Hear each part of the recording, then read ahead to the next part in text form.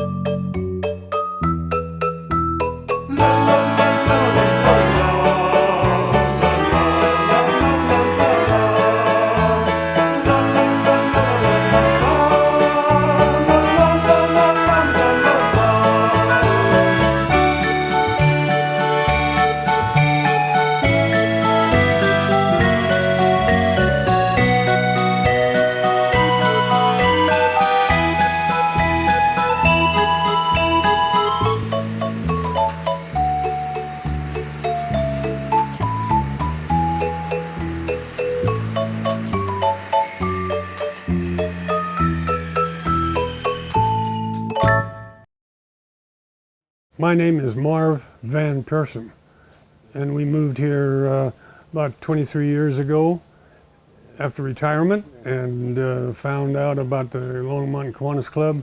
And I joined the Kiwanis Club. Shortly thereafter, got elected as president. The local Kiwanis Club is called the Longmont Kiwanis Club. It started about 98 years ago. We'll be celebrating our 100th anniversary in a couple of more years. We have 23 members. Like most Kiwanis clubs, concentrate on serving the community, especially the children. That's how the toy project came about, because we try to do things that help kids that need help. Okay, my name is Larry Schluntz. I joined the Kiwanis Club of Longmont in 2007 and have served as president 2 terms. I'm in my 2nd term right now. In the year 2010, the Rocky Mountain District of Kiwanis had their annual convention in Grand Junction. And one of the forums that was held there was by the local Golden Nuggets Club. And they were making toys out of wood. The members made the toys in their homes, and toys were given to hospitals and other agencies that serve the children in need. I had been president and had done some research to find out what some of the interests were for our members. Found out there was some interest with people making things of wood in their own home workshops. So I attended the forum and got interested in doing it, and came back and reported to our Kiwanis Club board, and they accepted my proposal, and we started the project. Indications were from talking to our members that a few had some wood shop experience, had a few tools in their home, and looked like maybe we could make toys in home like the club in Grand Junction did. When the project was authorized, one of our members had a lot of tools available. He had been a shop teacher in high school for a good many years, and he made his garage available at his home for us to set up the shop initially. They parked their cars out in the street for a while. Pretty soon they decided they wanted to get their cars back in the garage. So they were attending a car event with Steve of Steve's Automotive, and they got to talking about the project and our need for new space. Steve said, well, I've got a space next to my shop that's not being used. You can come use that free of charge, and so on. Eventually that building where he's located sold, and the new owners didn't want us to be there. They wanted to use the space for their own needs. So we cast about and finally found this location at Mountain View Welding, and we've been here now for, I don't know, Since 2019. 2019.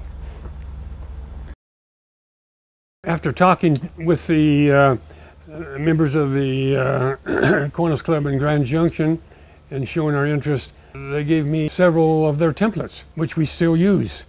And that's how we got started. And we traced the wood with the template of a duck and a rabbit. But we soon found out it was more interesting to have a wide variety. So we've now wound up with almost 200 different patterns or templates. And we add one or two new toy templates about every year.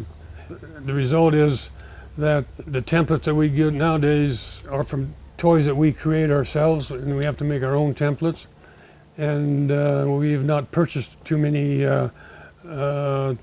templates in the recent past. We just create the toys because we found it useful to attend some fundraising shows at model train shows, so we knew we had to have a train. And this train is one that we've continued to make since the day we started. And we've been making this particular train for 13 years now, and we still make them. We don't make one of these, we make 50 at a time. The wood that we use is all donated.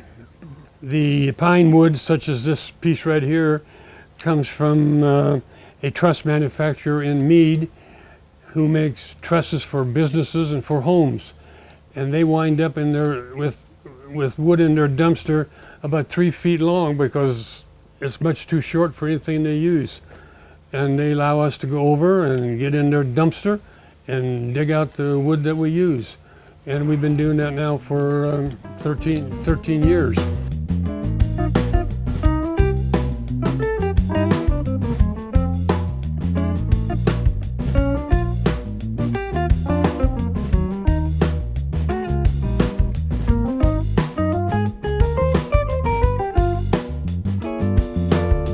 Some of the other wood comes from Woodley's Furniture Factory here in town, which we are very grateful.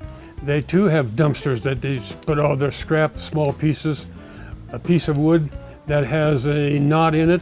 They of course can't make a nice, beautiful table with a big knot in it. And we can trace a pattern for a toy around the knot. So we dive into their dumpster and they allow us to use their wood. So that's where most of the donated wood comes from. We can't use the little pieces because that's too small, even for our little cars.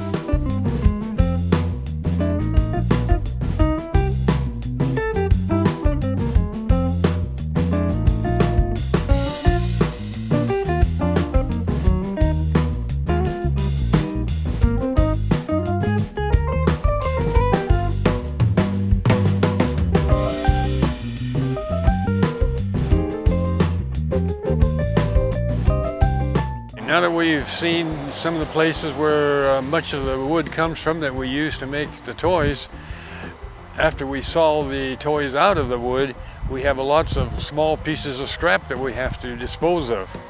Up at Ward, my daughter has an Airbnb operation with several places for people to stay all night, and they have little wood stoves.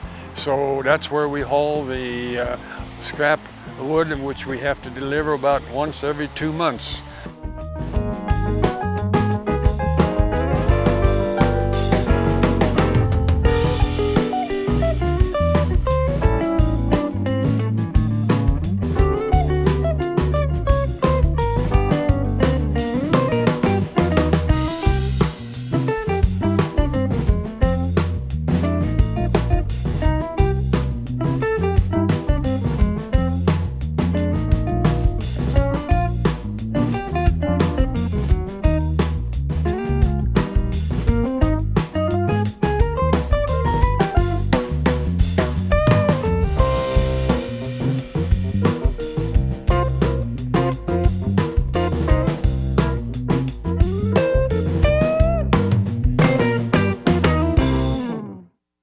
We are frequently asked, how long does it take to make a toy?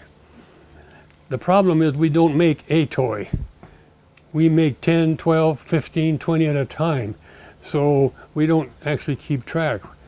Some toys, more complex, that it'll take a couple of days to get 20, 25, or 30 of them done, because they're much more involved and have a number of parts. Some of the simpler toys, we can probably make 10 of them in a day or so. The first year, we couldn't even get 2,000 toys made.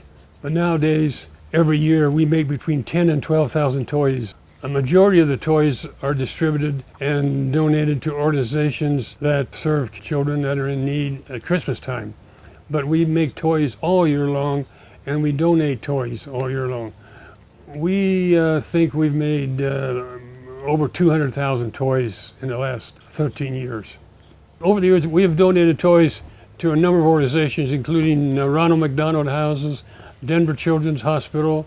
We have a local church, Church of the Nazarene, that donates toys regularly for people that are going mission trips. We have toys in Uganda, in Africa.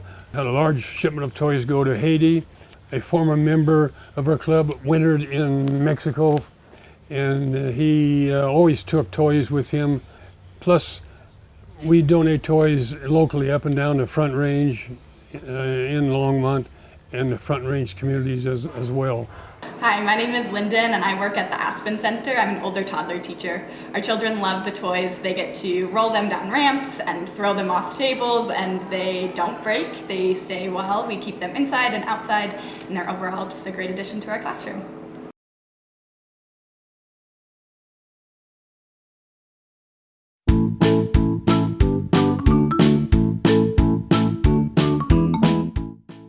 The whole process begins here with a simple plain board and the templates of a variety of animals. The trick is to space it so that you can get the greatest number of animals per board and still give the skilled sawman a chance to work with the outline. So you gotta have room, but on the other hand, you don't want to waste board. And you have to mark where the little wheels are gonna go on a particular car or truck or animal of sorts. And it's just a matter of repetition. Outline the object and mark the wheel marks.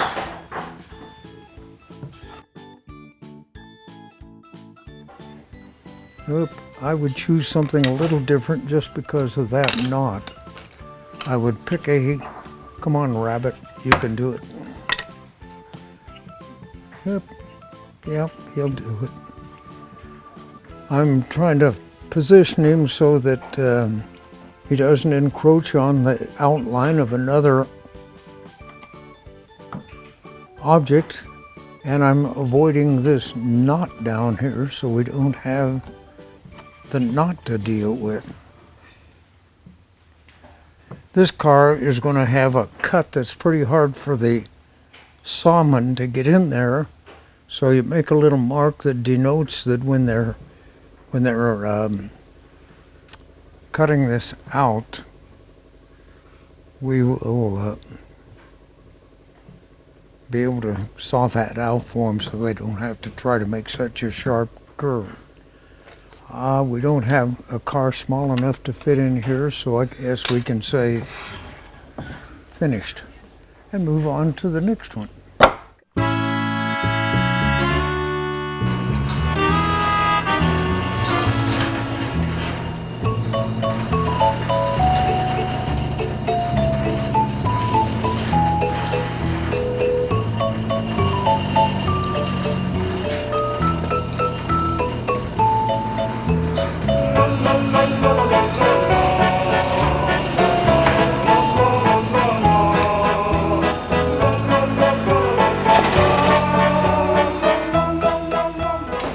Now it's ready for the bandsaw.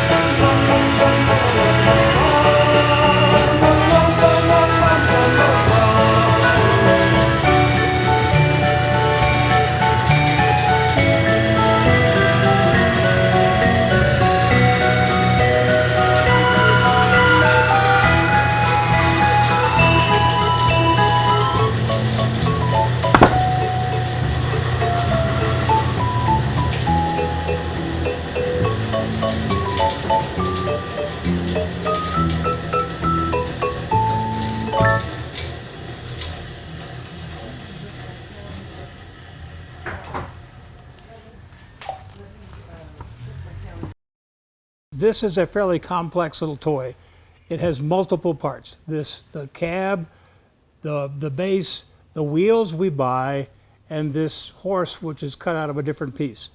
What I'm going to make is the cab, and it requires 3 steps to a drill press. So I'm going to start with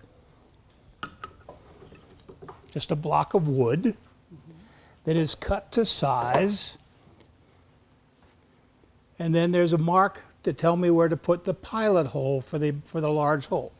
So I'm going to cut the pilot hole.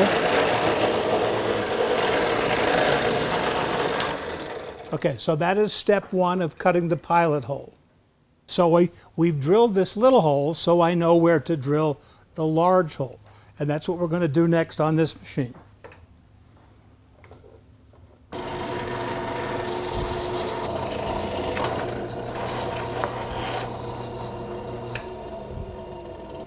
So now we have drilled this larger hole. There's 1 step to go. And because we end up with sharp corners that splinter, which is not good for young fingers, we're going to chamfer that hole.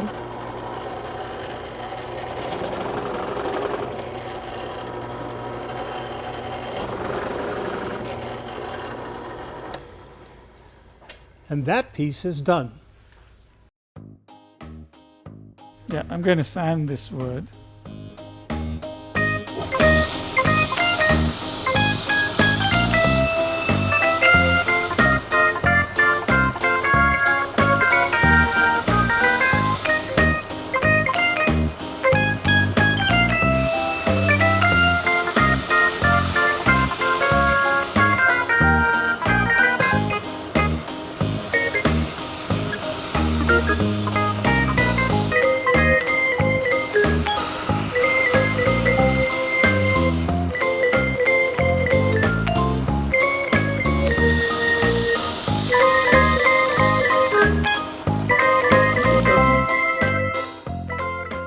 My favorite tool in this shop is the router, which is capable of rounding off all the sharp edges on the piece of wood. And it's so quick and easy to do, and it makes such a big difference. So.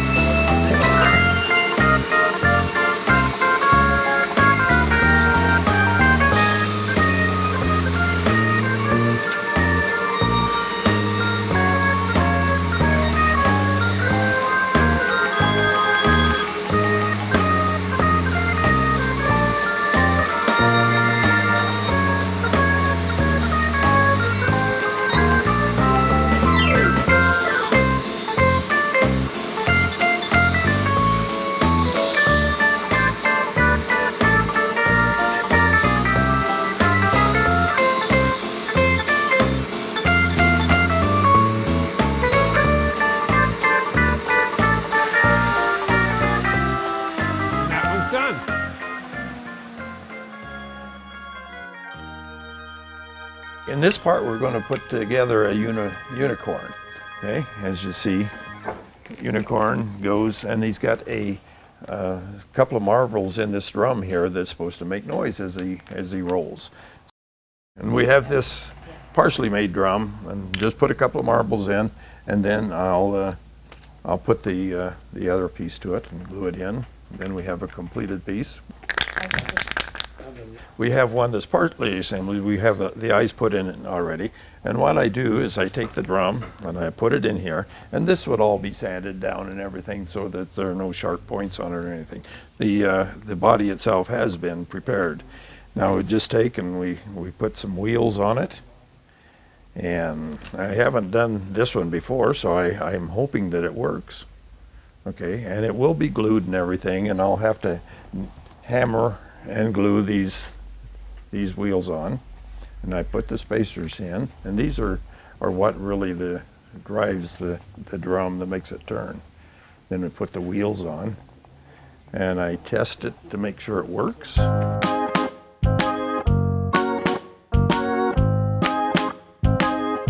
And then after we get that part done, then we'll dip it in the mineral oil so that it's child safe, and these axles will stick out a little bit, and I'll get those off so that it's nice and smooth like this side is.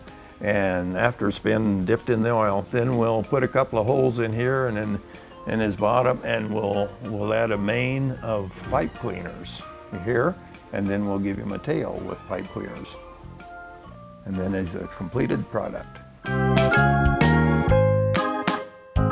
After the toys are made, we always stamp the toy, usually on the bottom where we have a nice flat surface.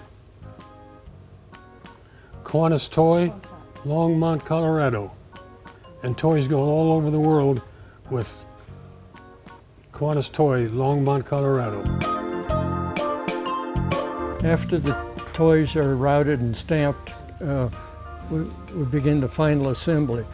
And that entails putting the wheels on.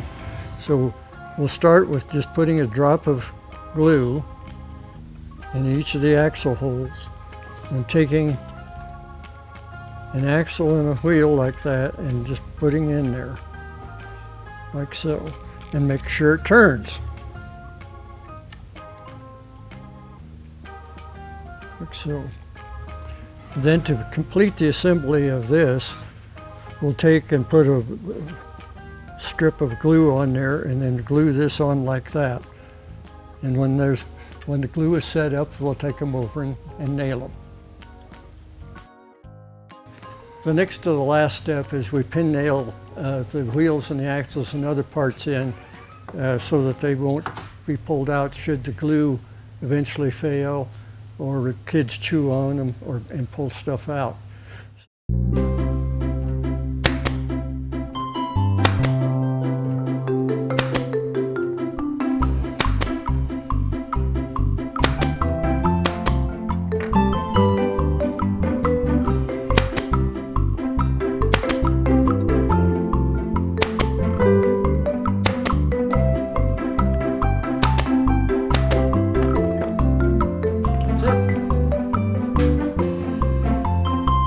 I'm Judy Scrimshire, and I've been with Kiwanis 11 years, I believe. And I'm going to be dipping the toys now into food-grade mineral oil. That way kids can chew on them, which they like to do. Just let them drain.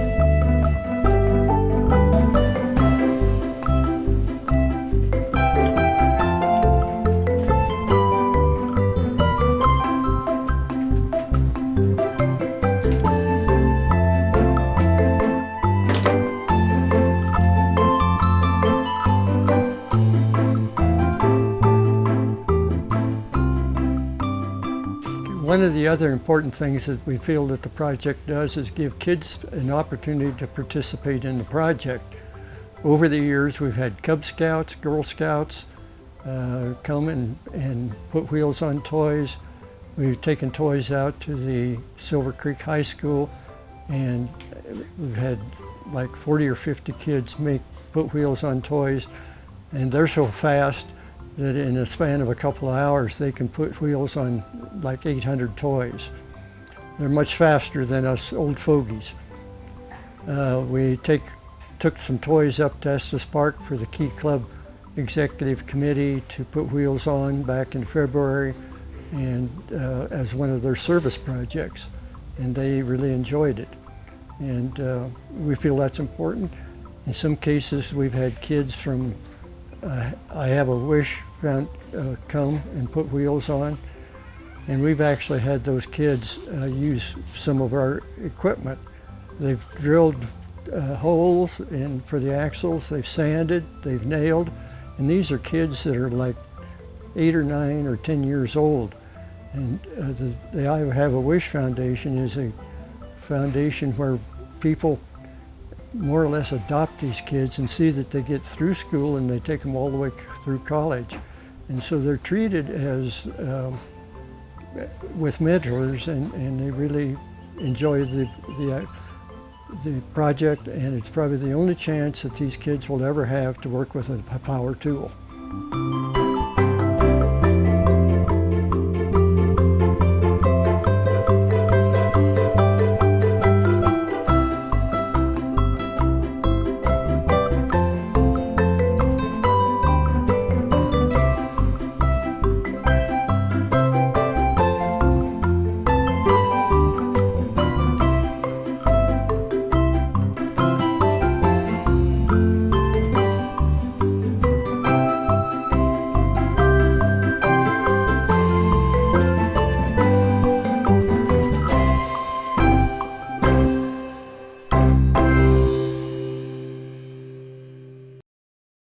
And when you have a service project of any kind, typically there are some expenses, then you have to have a fundraising project to go along with it. Frequently, Kiwanis clubs will have a golf outing or something like that to raise funds. We decided that we would try to sell a few of our more elaborate toys at certain shows that specialize serving families. So we have learned that children have no money, they have no credit card, but grandma does. So we go to shows, we have a little play table, it's about 12 inches off the ground, and we invite people, particularly kids, to play with the toys, and then we invite grandma to buy a few toys, and with that money we are able to buy replacement saw blades, drill bits, light bulbs, tools that break, so that we can continue to make toys. Hi, I'm Jack, and we visited the Kiwanis Longmont wood skilled guys and found a helicopter, which is perfect for our granddaughter since her dad is a helicopter pilot and an airplane pilot too. We'll get the airplane next time. Hi, I'm Brianna from Illinois. And I'm Rachel from Longmont. And I'm here buying this bunny and this car for my children back home. We have 8 drill presses, for example, and 3 bandsaws. All were donated by people in the community. We in the past have occasionally had open houses, invite people, and frequently what's happened that a widow has a tool in the basement after her husband passed, and we are very fortunate that we've received a goodly supply of tools to continue to make toys. Last year, we submitted the project to the Rocky Mountain District as a signature project, and it won from the district, and it was forwarded to Kiwanis International for their competition. They had something like 435 entries, and they were judged, and we finished in the top 10. And this is the award that we received for that, and we're pretty proud of it. Back in July, the international president of Kiwanis was attending Frontier Days in Cheyenne, and he came down and then came up to our meeting and presented the award to us in person. But we were really honored to have him come and make the presentation in person. We learned that don't take airplanes to kids in the hospitals. Well, why not? The nurses said the kids throw the planes and then they push the bell, and we were chasing these airplanes all the time. When we donate toys, we never get to see kids playing with them. So it's been so beneficial when we started going to exhibitions every year that we could watch actual children playing with the toys. And we found out what broke. Kids would drop the toys. Kids drop toys, that's what happens. So we found out certain pieces we had to go with hardwood to minimize the dropping. And we get to watch the kids, their eyes sparkle when they get to play with the toys. So the most satisfying thing is that we were able to go and see kids play with toys. I think part of the reward for me, of course, is the kids playing with the toys and donating to kids that are really in need for something. One of the most common things that are said is that you don't see wood toys anymore. They're all plastic, and people walk by our stands and say, "Boy, isn't that cool?" And that's gratifying. The other thing I think is that for me personally, it's mentally rewarding. It keeps me thinking about something other than sitting at home vegetating. And it keeps up some manual dexterity in my fingers, and it allows me to do something that I didn't do when I was a kid, and that was make wood toys. One of my very favorites is the biplane, which I've put these together a few times, and it's one of my favorites because it's nice. I come from the farm, so we have two farm tractors. We have a tractor like they use out in Colorado, and then we have a row crop tractor. So why would we have two tractors? Because I like tractors. Hi, my name is Lauren Wagner. I am an honorary Kiwanis member now. I've been making toys here since 2019. I am heavily involved in making our dragon. This is a new product that we started last year, and it seemed to be pretty popular. As you see, we have to use hardwood, the darker color wood, plus some oak for the body. And it's quite involved, and I've made far too many of them, I think. And one of the things of the expenses we have, in addition to the equipment and what has to run the equipment, we have to buy all the wheels for all the cars and everything. We have to buy the axles, the glue involved in making them, the nails to hold them together. And if we donate 11 or 12,000 cars each year, that means we have to buy 44 to 48,000 wheels and axles. And I guess the part I like about it is just working with my hands and building these things. And every time I come in, I really don't know what I'll be working on, whatever is needed. So I enjoy the variety there. My name is Don Wilson. I'm a comparatively new kid on the block. After retirement, and after getting the spice cabinet alphabetized and the garage cleaned out and so forth, joining Kiwanis was endorsed readily by my wife. Keeps me out of the house. I have absolutely no experience in woodworking.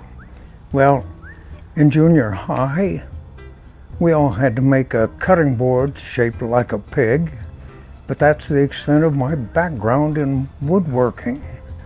But I enjoy it. It is something you can literally accomplish and then set it on the shelf and say, I made that, and it works most of the time, you know, yeah. I got coerced into assemblage of this particular toy because it has a lot of working parts, and you have to have the right vocabulary to get everything working at the right time and doing the right thing and so forth. So I've mastered the, I'm not sure I've mastered the art, but I've at least got the vocabulary down pat. Okay. But my favorite toy is this one. That is a work of art. That is just a beautiful, beautiful toy. My name is Ray Allison, and I joined Kiwanis back in 1994, right after I retired from IBM. I had a career as a mechanical engineer, and I did do some woodworking around the house. After I'd been in for maybe 15 years, the Kiwanis Club of Longmont was getting smaller, and we decided to merge with the Kiwanis, the Golden K Kiwanis Club, which was meeting at the Senior Center. And that was just the time when they were starting a project of making wooden toys. So I joined and just enjoyed doing all parts of the different toys. I think my favorite one is the World War II Jeep. And one of the things Kiwanis clubs do is have a speaker come to their weekly meeting, and it's traditional to give the speaker some kind of a gift as appreciation for what they've done. And so for several years now, our appreciation gift has been a wooden Jeep. My name is Bale Kailasam. I am coming from Greeley, and I was introduced by Emily Archuleta. She told me about this project, and I'm a retired physician. I used to volunteer for the community in Greeley for medical clinics, but I thought this would be a good thing for me to do. And I don't have that much experience. The only toy that I made is when my son was doing pine wood derby cars. And this is my favorite toy because it's so intricate, and I'm going to get this one for my grandson.